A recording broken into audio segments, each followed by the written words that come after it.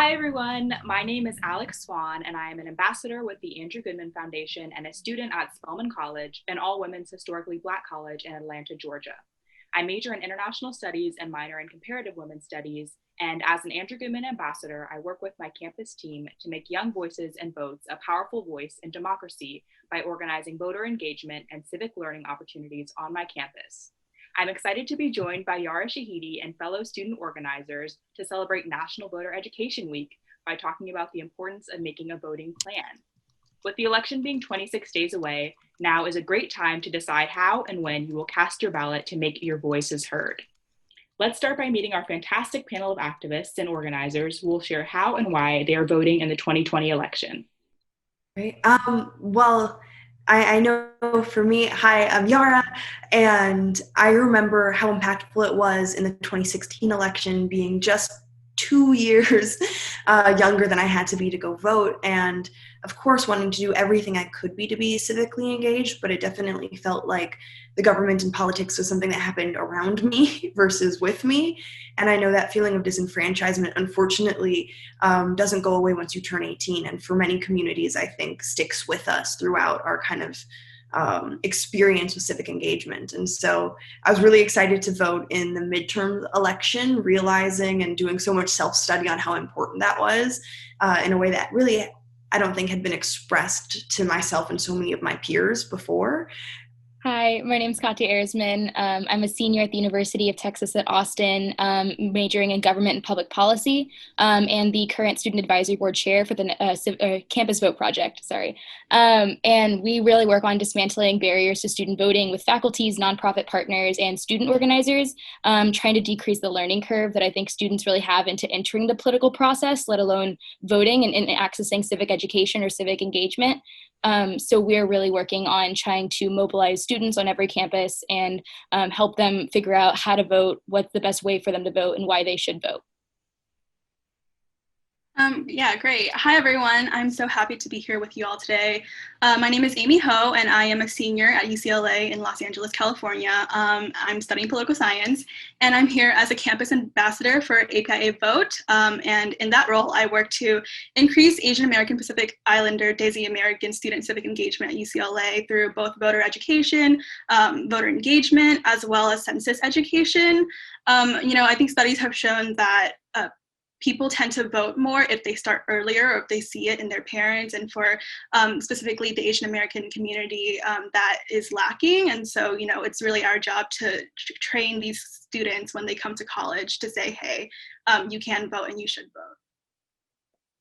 Hey guys, I'm Javier Hernandez. I'm studying environmental science and political science here at the University of Central Arkansas.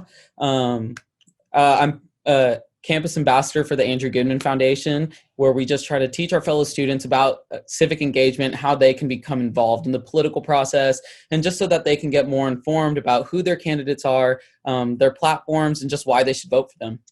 Hello, everybody. My name is Brianna Simone Reeves, also known as Breezy, 2E's, 1Z, 1Y. I am a junior at the University of Mary Washington in Fredericksburg, Virginia. I am a sociology major, social justice minor. I am with the NAACP Virginia State Conference Youth and College Division as I serve as vice president. I'm also the president of the NAACP at UMW, obviously at the University of Mary Washington.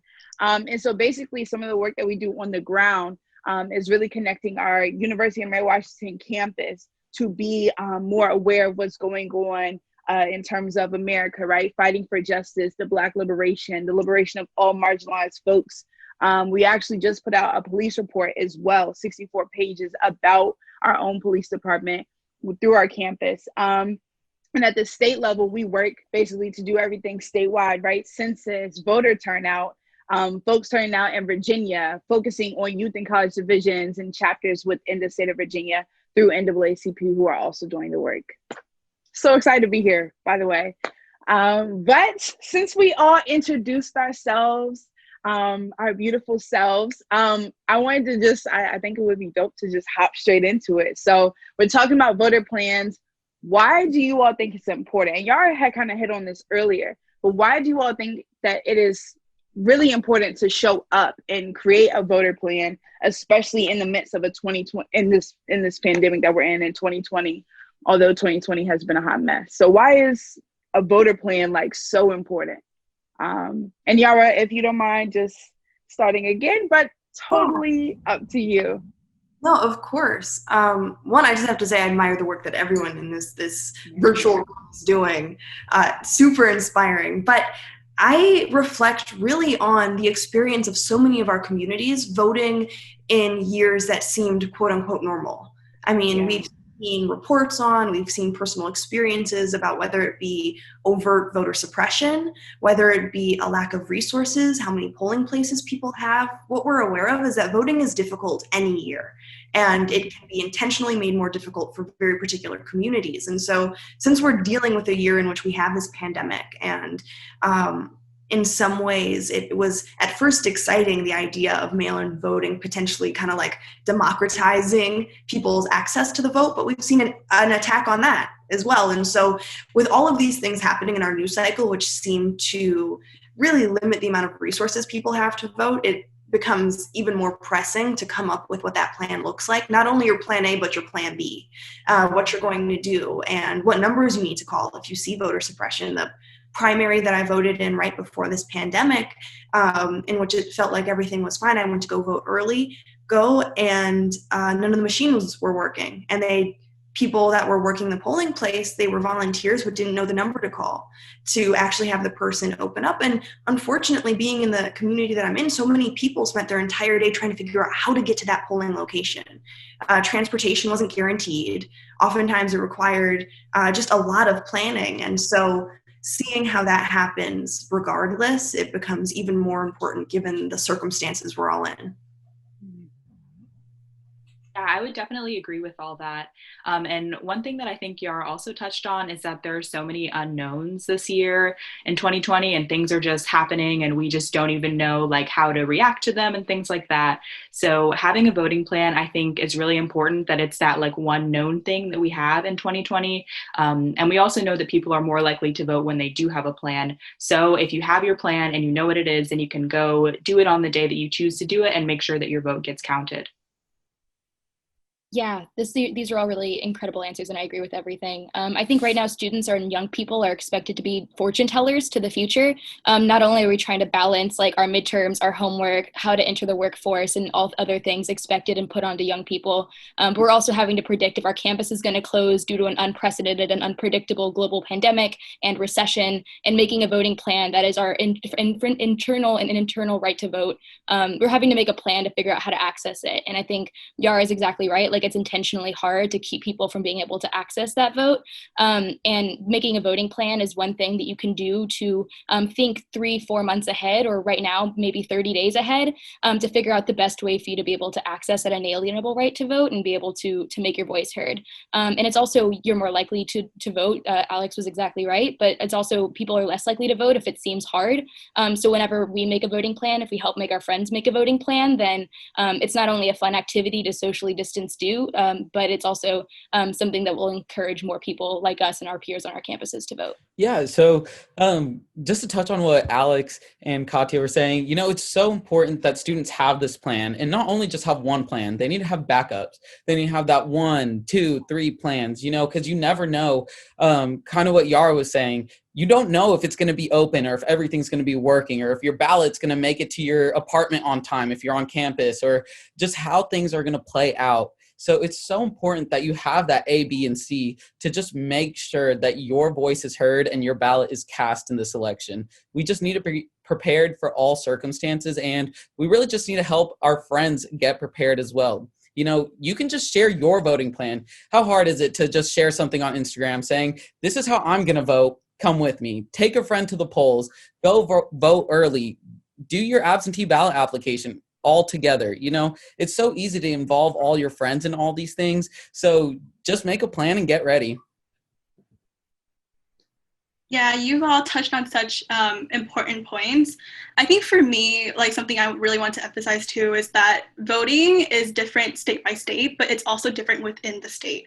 So if you're in California, like I am, there are different counties that are experimenting with different things via the Voters' Choice Act.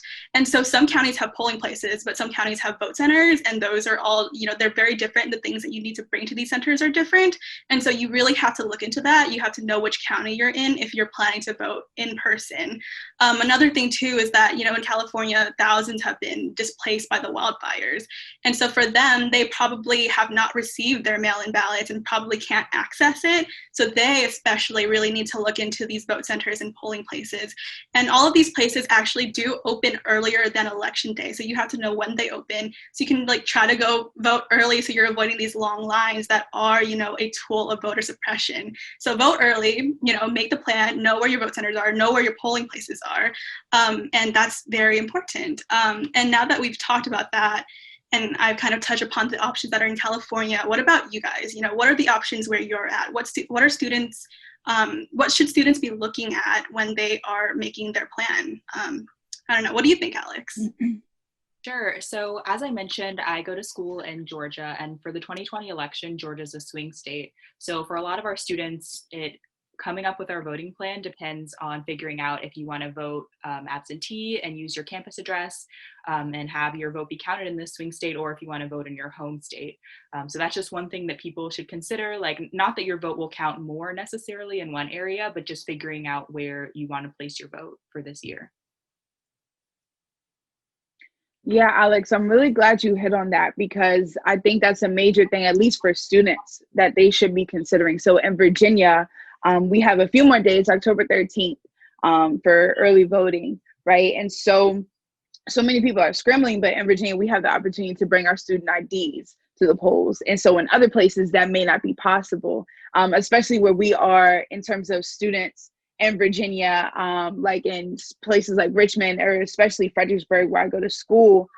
There's been a ton of student activism. And so some folks might choose to participate in voting in the Fredericksburg area versus their hometown because they've been more, socially, politically, and civically active in that area. And so they have the opportunity to bring their student ID. They have the opportunity to kind of, we have about, few days, so they have the opportunity to create a voter plan, to turn out with their teams, to make it more comfortable and make it seem more exciting to, go out and vote and things of that nature. So I think that's a really good point, just in terms of, showing up and transportation and things of that nature. Yeah, and Amy, since I'm also in LA, you already kind of listed some of the things that we have to pay attention to being in this community that's been affected by wildfires. And even what you're mentioning of in-person early voting polling places, it's something that my family and I have taken advantage every election because so many of us have either interesting schedules, and we want to make sure that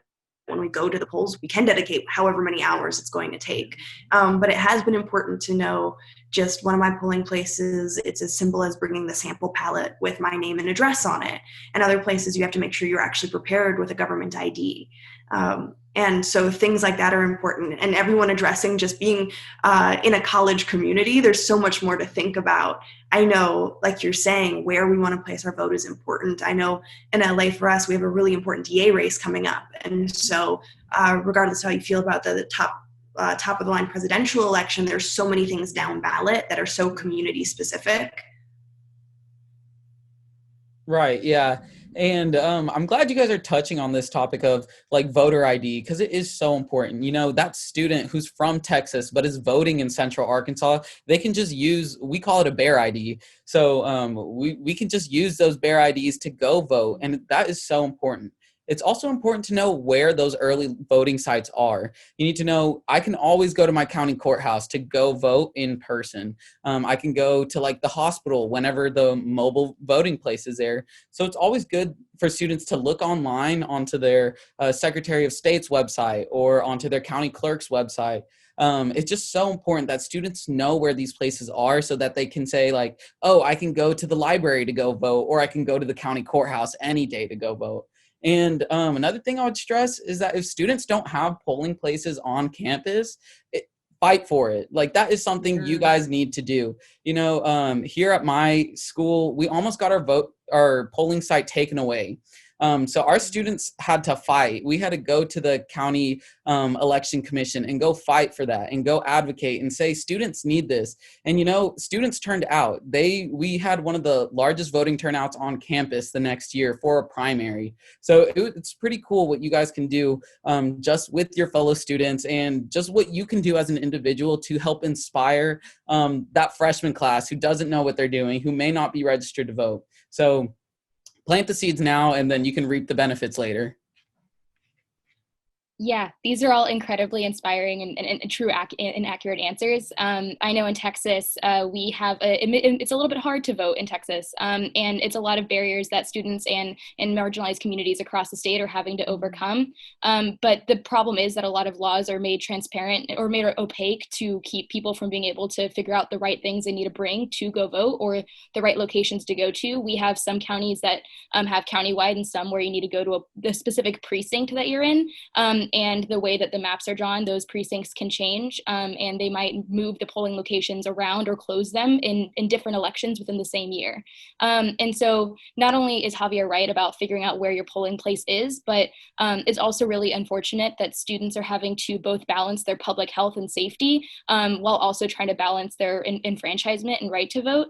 And so figuring out when the deadlines are to both vote early or figure out if your ability to apply for an absentee ballot or a mail-in ballot, if it's excused or non-excused in your state, maybe overlaps with some period of early voting. I know in Texas, we just got a third week of early voting, but it might get taken away. We're not quite sure.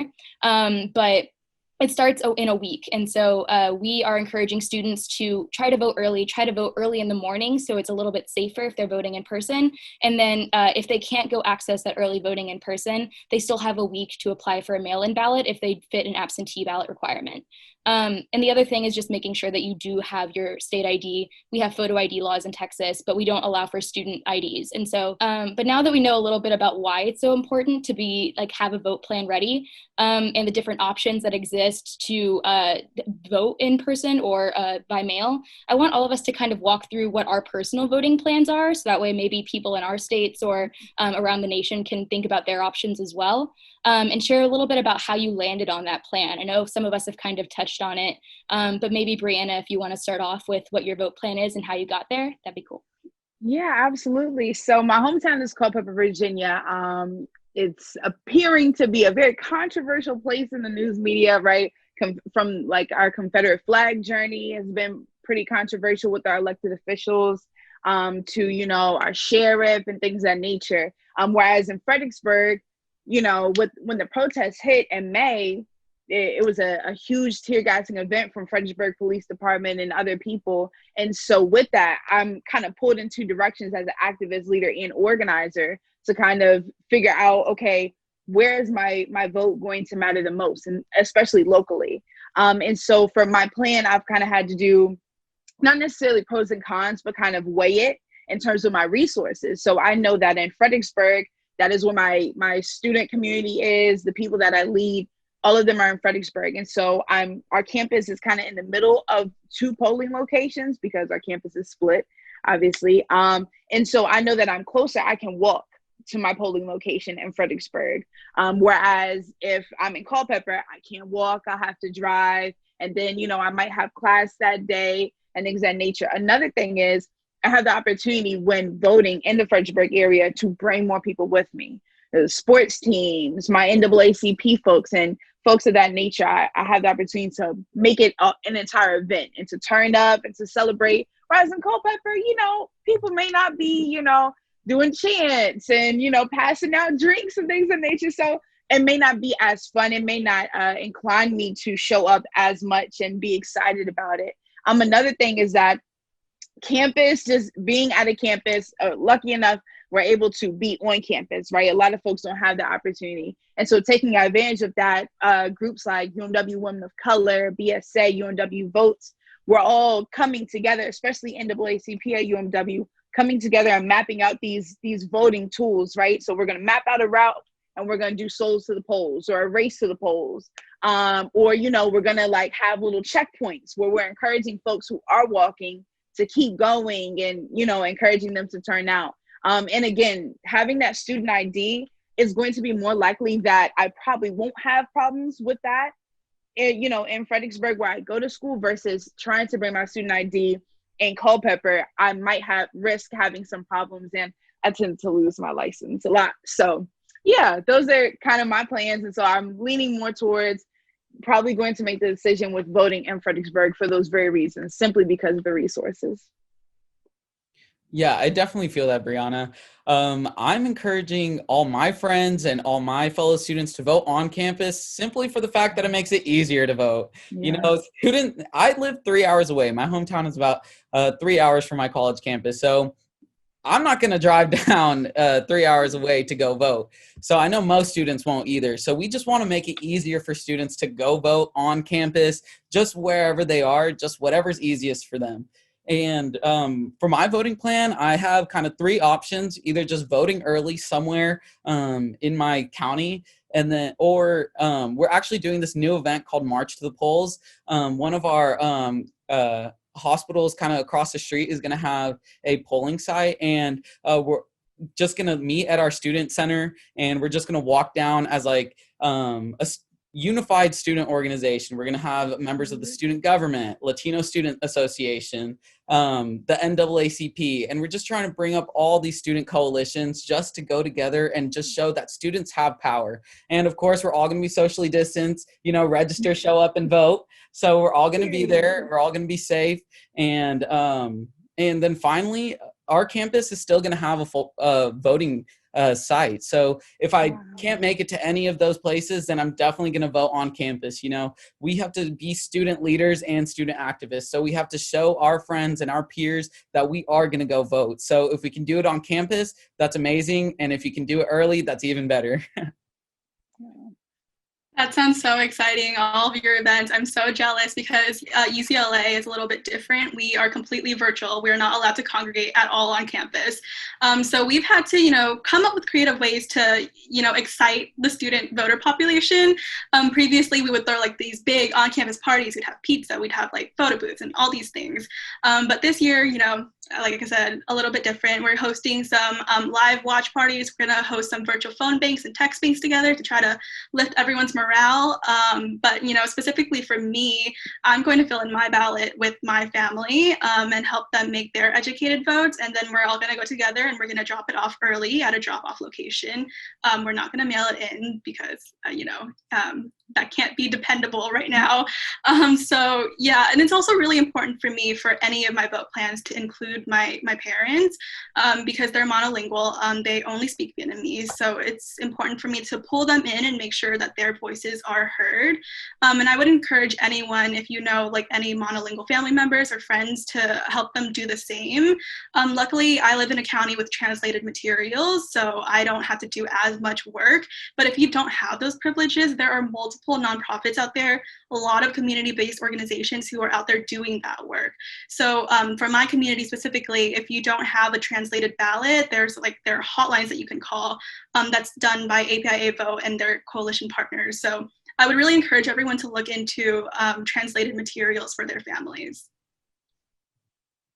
Similarly to Amy, Spelman's campus is closed this semester, so my voting plan is ending up being a little bit different than I would have liked it to, but that's all right. So my family we all ordered mail-in ballots, and what we're going to do is sit down one night, have some discussions about the elections, then all vote, and then we're going to also drop ours off in our county drop-off bins just to make sure that since we have all this news about USPS, to make sure that our votes are counted.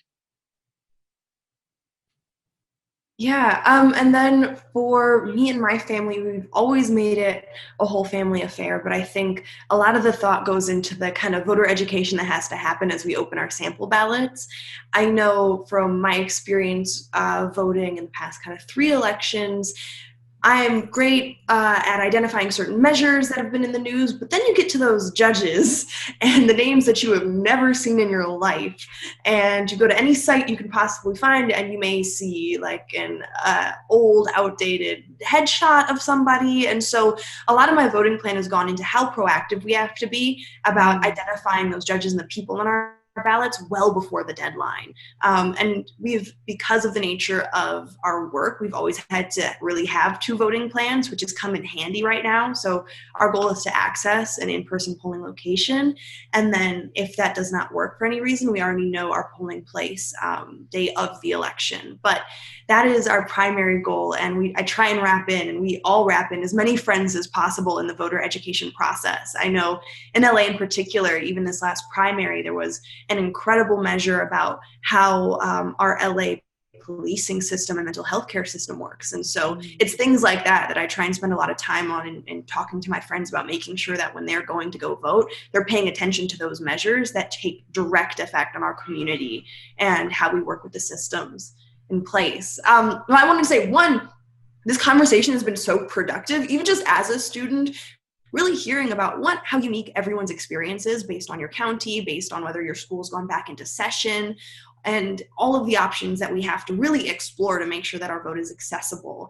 And before we wrap up, I wanted to do a quick lightning round of questions. I know there's some things that people have already touched on, so answer what you like, but I'm about to throw a whole lot of questions at you at once. The first question is, why are you excited about voting this year? Is there a particular thing on your ballot that you're excited about, or what is it? What are some issues that are motivating you and your friends this year? I think we're a part of a generation that have been extremely civically active 365 days a year. And so it's always important to draw that connection between what we're doing year round and the actions that we choose on our ballot, and really connecting the two versus viewing voting as the solution. And then another question is really, what does voting mean to you in this election? And finally, if you need me to go through these, by the way, I will revisit these questions. I know I put a lot on the table. Is anyone watching the VP debate tonight? First of all, yes, I am planning to tune into the VP debate tonight. That was a lot, Yara. I'm going to try to go through it all. But for me, this is my first presidential election. Back in 2016, I was 5 months removed from being 18. And that was very, very frustrating for me. I was so close, but not close enough. So this is my first presidential election, and I'm very excited to exercise, my right to vote. And then, particular issues on the ballot in California that I'm very passionate about is, number one, Proposition 16. Which it aims to reinstate affirmative action in California. That's something that I'm definitely coming to the polls for. But then just broader issues in general, it's like I grew up in the public education system, and I go to a public college. So I'll be voting for educational equity. As a person of color and as an ally, I'll be voting for racial justice. Also, as an immigrant and as the daughter of immigrants, I'll be voting for immigrant rights. And these are all changes that I really want to see happen in the next 4 years. And so that's what I'm going to be voting for. Yeah, also watching the debate tonight and encouraging all my friends to do so. We're having a Zoom party, and I think it kind of brings an opportunity for discussions with everybody to talk about not only the answers to the questions, but why the questions were asked and why those topics might be important to not only a top ticket presidential item, or I guess vice presidential package, but how those also trickle down to state legislature issues, and maybe reflecting on a huge ballot that we're about to have, what ballot issues or what local legislatures might be doing to relate to one of those, and encouraging my friends and family to be civically educated about all of the issues brought up during the vice presidential debate tonight. I think all the issues that Amy mentioned are incredibly important, and also why I'm going to the polls. I think also young people are a formidable voting bloc right now, and we couldn't be a forgotten voting bloc anymore. I think we're 40% of the vote, nearly half. And statistically, if more of my friends and my peers and people of our age are likely to vote this election, we're not going to be someone that people are able to forget whenever they're making their GOTV strategies for future campaigns, or whenever nonprofits are thinking about who they need to include on panels, or bringing into the discussion about voting and voting rights. Young people showing up will be statistically more likely to be looked at in the future elections, and so just showing up for that reason is going to be incredibly important. I know I also have voting rights on the ballot for me. I think it's an underlying kind of concern or policy solution that would allow for social justice for a lot of marginalized communities, and enfranchisement shouldn't be so hard to access. But a lot of people on the ballot in Texas and nationally have that priority, where they want to dismantle systemic barriers that make it so hard to vote, or make it inequitable to access fair and equal representation. And so personally for me, in addition to forward-focused climate issues, climate justice, social justice. I'm personally looking at candidates that will keep my vote and the votes of other communities in mind, and not only how they're doing GOTV strategies, but how they're thinking about improving our access in the future. That's really cool. Yes, I will be watching the vice presidential debate. Our Atlanta University Center Votes Coalition is hosting a debate watch party, so we're going to have some cool trivia and questions and prizes for students on campus. Since we won't be able to be together, it'll be on Zoom, but that's all right. And then for me, what I am voting for this year is the livelihood of marginalized people. So that looks like a lot of different things. It looks like educational equity. It looks like, specifically for my county, we've had sitting judges for a really long time. So switching that up for us, and then just all types of things that we don't think about that go into people's daily lives, and making sure that I'm voting not only for myself, but for people who may not be able to vote for themselves, especially for people, like we have a lot of immigrants in our county. So just making sure that my vote is being used to support other people. Right, that's a really good point. I'm watching the debate. I'm hoping that it goes better than the presidential one. I'm excited for the conversations that is going to come up about them, especially Twitter.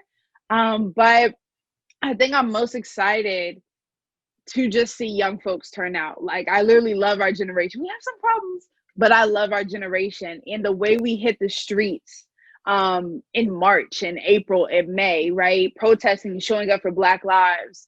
I am just crossing my fingers, and I have so much hope that we're going to turn out and have the tough conversations regarding voting and why people may not feel inclined to vote, and having those tough conversations so that we can pull more folks out.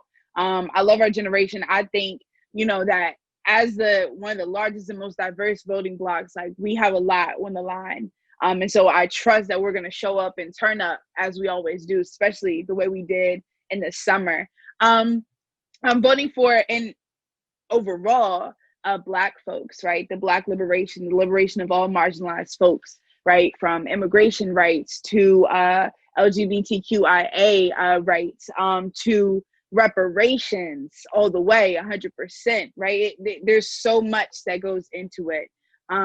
So Black folks, that's Black folks and marginalized folks. The BIPOC community is really, what I'm voting for. This upcoming election. And was there a third question, or did I miss it?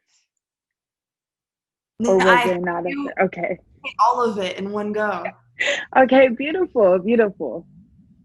Yeah, and I, like everybody else, am going to be watching the VP debate tonight.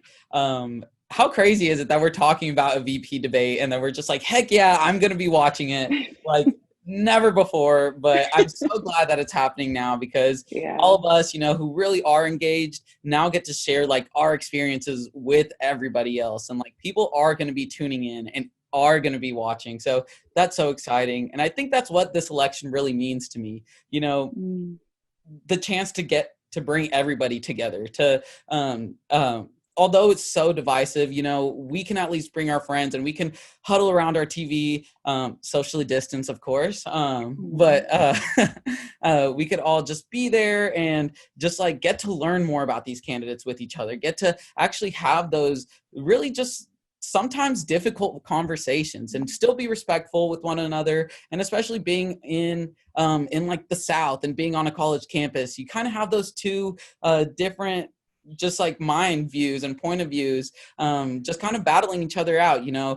Southern, you think more conservative, but on a college campus, you see more like some people say liberal and just like free thinking. So it's just like, how crazy is it that you have these two mindsets just coming together? And it's just a beautiful thing to see on campus, I think.